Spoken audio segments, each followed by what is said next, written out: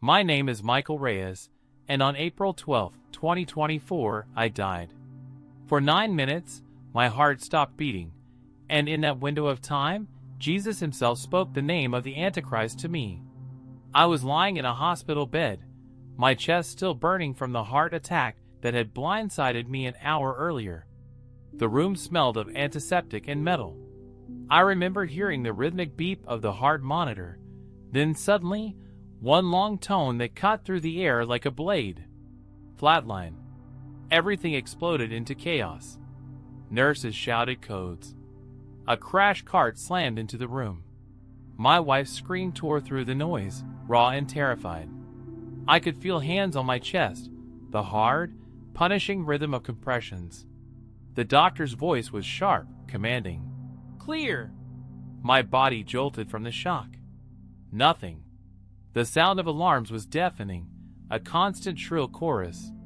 Someone was counting the seconds aloud, 30, 45, 60, each one sounding like a hammer driving home the fact that I was slipping away. I remember thinking, this is it. This is how my story ends. And then, silence. Not just in the room, in me. The pain stopped. The noise disappeared. Even the fear was gone. I could still see the doctors moving, but their motions were strangely slow, like watching a film in slow motion. My wife was clutching my hand, sobbing into the sheets. I wanted to tell her I was okay, but I couldn't speak. I couldn't even feel my body anymore. Then came the pull. It was like being caught in a current, invisible and unstoppable. My chest, my limbs, the bed, all of it fell away as I was drawn upward. The room shrank beneath me until I could see the entire bed, the crash cart, the team working frantically to bring me back. That's when I realized I was no longer fighting for my life. I had already crossed over. And what I saw on the other side will change the way you see everything, prophecy, history, and the future that is racing toward us faster than anyone realizes. It may be the only warning you hear before it's too late. At first, there was only darkness, but it wasn't empty.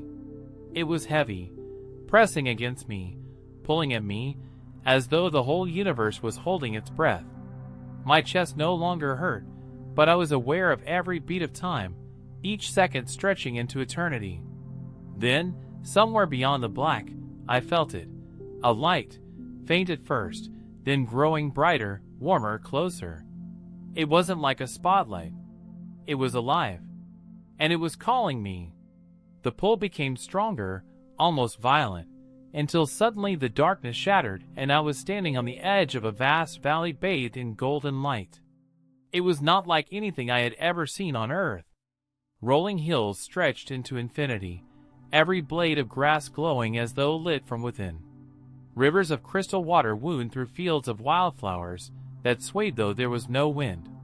The air itself was alive, carrying a music I couldn't hear with my ears but felt deep in my chest. Then came the voice. Michael! It wasn't loud, but it resonated through everything, the sky, the ground, my very bones. When he spoke my name, I felt it as much as I heard it, as if my entire life was contained in that one word. I turned and there he was. I cannot describe his face the way you would describe another man's. It wasn't about features or shape, it was his presence that overwhelmed me. His voice was what held me still, steady, calm, and yet carrying the weight of eternity. You have been brought here, he said, because there are things you must see, and things you must speak when you return. I tried to answer, but my words dissolved before they left my mouth. He didn't need them. He already knew. He stepped closer, and with every step the light grew brighter, warmer. My fear melted away. Every regret, every shame I had ever carried seemed to lift from me like smoke on the wind. Walk with me, he said. And when he spoke, it wasn't just an invitation. It was a command that felt like love, a call I couldn't refuse. I took a single step, and instantly the valley shifted. The flowers, the hills, the rivers faded until I was standing somewhere far above the earth, staring down at a world that suddenly seemed small, fragile, and on the brink of something unimaginable.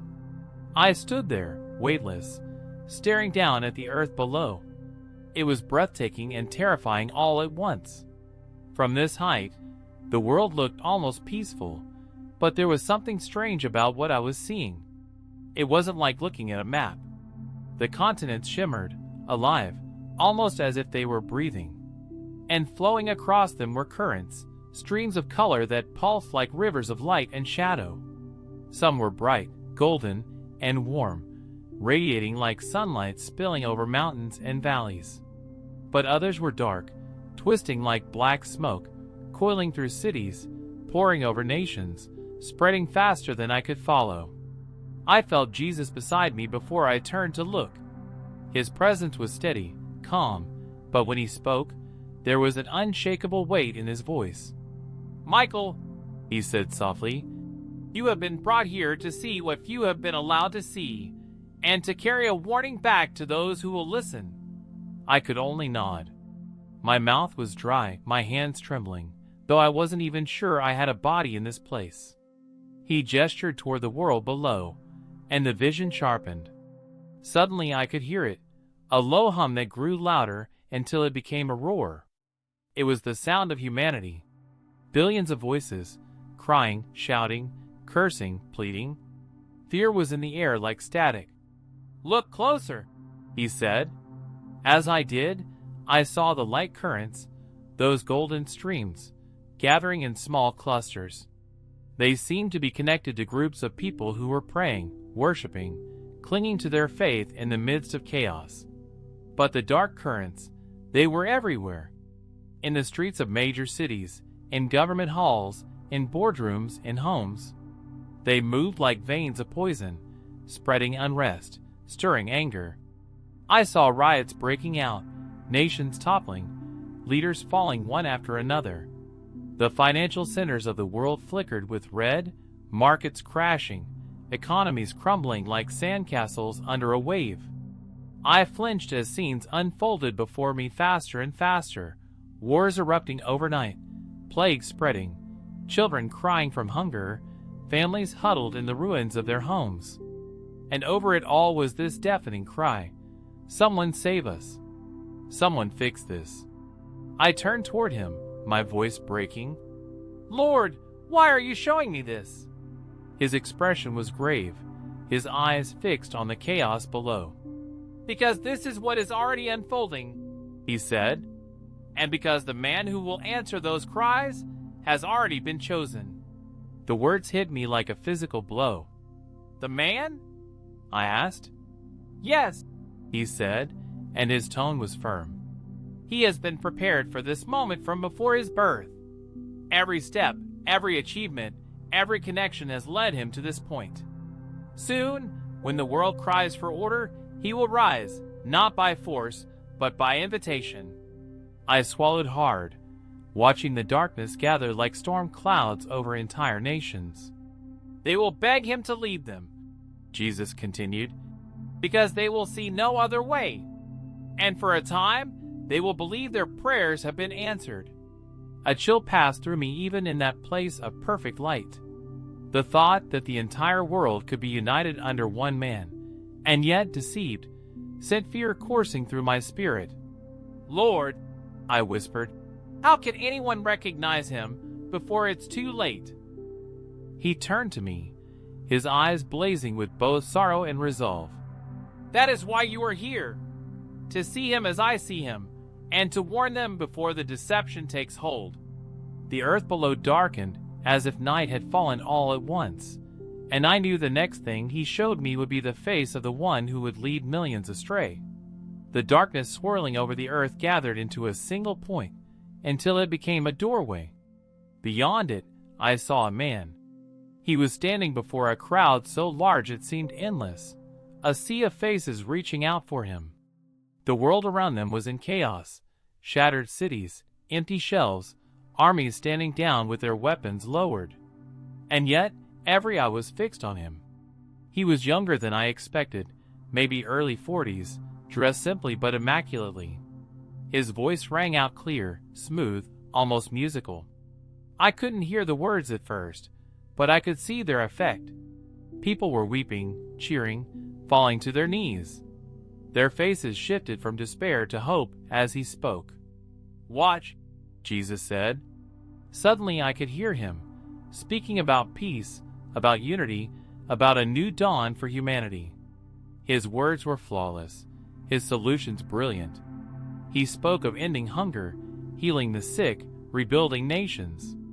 The crowds roared with approval, some even reaching for him as if he were a savior. But then the vision shifted, and I was no longer standing with the crowd. I was behind closed doors. I saw him sitting at a table with world leaders, presidents, prime ministers, kings. His tone was different here, calm but commanding. They listened as though under a spell. When he finished speaking, they nodded, one by one, signing documents that would dissolve borders, merge armies, and pool the world's resources under his plan. Then the room shifted again, and I was somewhere even more private. He was alone in a dimly lit office, hands pressed to his face. His shoulders shook. I realized he was weeping. "I just want to save them," he whispered. "I just want to fix this world before it's too late." And that's when I saw them, shadows at the edge of the room, moving like smoke. They whispered into his ears, their words dripping with poison. Each time they spoke, he straightened, wiped his tears, and returned to his plans with renewed zeal. "He believes he is mankind's savior," Jesus said quietly. "This is what makes him so dangerous. His sincerity will make the world trust him. They will not see the chains until they are already bound." Then Jesus turned to me, and the entire scene froze. The air grew heavy. "Michael," he said, and his voice filled everything, the room, the earth, the sky above us. "You must remember this name. Speak it when the time is right. Warn them before it is too late." And then he spoke it. The sound of it was like thunder rolling through my spirit. The name echoed in my ears, in my chest, in the very marrow of my bones. It burned itself into my memory, searing like fire, impossible to forget. I gasped, clutching at my chest though I had no body here. The weight of it was unbearable, as though I had been entrusted with something too heavy for human lips to carry. When the vision resumed, I saw the man once more, standing on the world stage, smiling, arms outstretched to embrace a planet desperate for hope. The crowds were chanting his name, the same name that had just been carved into my spirit. I turned to Jesus, trembling. "Lord, what am I supposed to do with this?" His gaze was steady, his tone unyielding. "You will tell them," he said. "And when the day comes that they see him rise, they will know the warning was true." The vision shifted again, and I saw the world months after this man had risen to power. The chaos that had once consumed entire nations was gone. The streets were clean, markets bustling, borders open. People smiled again. News anchors spoke with hope in their voices, praising the new era of global cooperation. And then I saw how he had done it. He introduced what he called the unified system, a network that tied every person, every account, every transaction into a single, flawless infrastructure. With one scan of a palm or a blink of an eye, you could buy food, pay your bills, access medical care. There were no passwords, no ID cards, no credit cards to lose. Everything about you was encoded into a secure biometric signature. Doctors hailed it as a breakthrough. "No more lost records, no more delayed treatments," one said, smiling into a camera. "We can see a patient's entire medical history instantly." Mothers on the street gave interviews about how they no longer worried about their children's safety. "If my daughter ever goes missing," one woman said, tears in her eyes, "the system can find her in seconds." Businesses thrived. Crimes plummeted. Even wars slowed to a halt. At first, it was voluntary. People lined up willingly, thrilled to be part of the solution that promised to eliminate poverty, fraud, and inequality. Early adopters boasted about how easy their lives had become. No more waiting in line, no more bank errors, no more lost identities. But then I saw the other side. There were those who refused. At first they were mocked, treated like conspiracy theorists. But as the system expanded, refusing meant exclusion. Their accounts were frozen. They couldn't buy food, pay rent, or travel. I saw men standing outside stores, pleading with clerks, only to be turned away. The vision grew darker. I saw a family, a father, mother, and 3 children, huddled in the corner of a cold, damp basement. Their faces were pale, gaunt from hunger. The children whimpered softly, their cries so weak it was hard to tell if they were even breathing. The father held a small loaf of bread, breaking it into tiny pieces so each child could have a bite. His wife wept silently, her hands clasped in prayer. I wanted to look away, but Jesus' voice held me still. "These are my faithful ones," he said. "They will not bow, no matter the cost.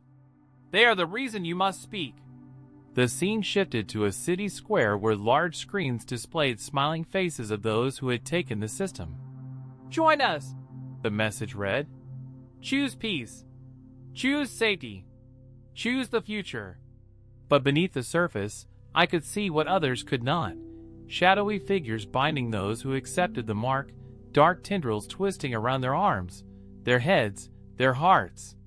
Each smile was a mask, hiding the chains that now bound their souls. And then I saw the enforcers, drones scanning faces in the streets, AI-driven patrols tracking every movement, satellites sweeping the earth for the unregistered. Those who resisted were dragged into trucks, never to be seen again. I turned to Jesus, my chest heavy. "Lord, who could resist this? Who could endure this kind of suffering?" He looked at me, his expression both fierce and tender. "Those who know me," he said. "Those who have prepared their hearts before this hour comes. You must tell them now. Later will be too late." The world below seemed to grow colder, darker, as if warning me that the worst was still to come. The vision leapt forward as though years passed in a blink. The man I had seen rise to power now stood in Jerusalem, in the very heart of the city. The temple had been rebuilt, gleaming under the noonday sun. Crowds filled the courtyards, cheering, waving banners with his image. And then he spoke words that made my spirit recoil. "I am your God," he declared, his voice amplified by unseen power. "I am the fulfillment of every promise, the one you have waited for." The cheering grew louder, a deafening roar. People fell to their knees, worshiping him. Even some who had once called themselves Christians bowed, tears streaming down their faces, as though they were seeing salvation itself. But those who refused stood out, small pockets of resistance among the masses. I saw a soldier storm into their homes, drag them into the streets. Technology that had once been celebrated now became a weapon. Drones hovered overhead, scanning faces and broadcasting alerts when they found the unmarked. Databases flagged every transaction, every movement. There was nowhere to hide. Then the signs began. The earth shuddered violently, toppling buildings and splitting highways. Rivers turned red, the stench of death rising from their banks. The sun blazed hotter than fire, scorching fields and burning the skin of those who walked uncovered. Demonic creatures, hideous, twisted, began to appear in plain sight, tormenting those who had pledged allegiance to the false Messiah. The air itself seemed to turn against humanity. Storms ripped across continents. Famine spread. Disease swept through cities. And through it all, the Antichrist's power grew darker. His speeches turned into rants. His once perfect features twisted, his eyes blazing with hatred. His words were filled with blasphemy, cursing the name of the true God and vowing to wipe out every last follower of Christ. My knees weakened as I watched believers hunted, families torn apart, entire communities erased. And yet, I also saw something else. a remnant still standing, their faces shining with unearthly courage, refusing to bow even as death closed in. Then everything stopped. The sky above the earth began to tear open, as though some great hand was ripping away the veil that separated heaven from earth.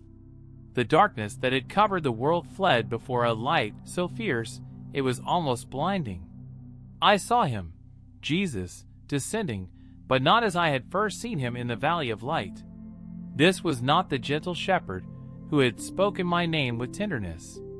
This was the King of Kings, the Lord of Lords, riding on a white horse, clothed in light that no shadow could withstand. His eyes blazed like fire. His voice thundered like oceans colliding. The Antichrist stood at the head of a massive army, no longer even appearing human. His form was grotesque, his skin glowing with a sickly, otherworldly energy. When he saw the sky split open, he roared, a sound so terrible it made the earth itself tremble. But his roar turned to silence as the king drew near. Armies that had marched across nations suddenly dropped their weapons. Hardened soldiers fell to their knees. Some ran, others hid their faces, but there was nowhere to escape the light that now flooded the world. Jesus spoke a single word, and it was as if time itself obeyed. The armies collapsed. The Antichrist's power shattered like glass underfoot. His kingdom, which had seemed unshakable, crumbled in an instant. And then there was peace. The earth, once scorched and broken, began to heal before my eyes. Rivers ran clear. Forests bloomed. Cities that had been destroyed were rebuilt, glowing like jewels. The air was alive with joy. Children laughed. The lion laid down beside the lamb. The long night was finally over. I turned to Jesus, tears streaming down my face. "Lord," I said, "why show me this? I'm just one man. What can I do against all of this?" He looked at me with a mixture of compassion and command. "You will warn them," he said. "You will speak what you have seen and heard. Some will mock you, some will turn away, but others will listen, and they will be ready." I shook my head, feeling the weight of what he was asking. "I'm not strong enough." "You will not be alone," he said. "I will be with you. I will give you the words when the time comes." Then he reached out and touched my forehead, and the light around me became unbearable. I felt myself being pulled backward, faster and faster, until the valley, the sky, the world itself vanished. Pain slammed into my chest as though someone had dropped a mountain onto me. The sound of machines returned, voices shouting, my wife crying my name. My eyes snapped open, and I gasped for air. But even as the room spun and the doctors rejoiced, I knew I hadn't come back empty-handed. I came back with a name, a warning, a mission. And now I'm telling you, you didn't find this by accident. Prepare your heart now, before the day comes when this man steps onto the world stage. When the sky turns red and the world cries out for a savior, will you recognize the counterfeit, or will you be ready for the true king?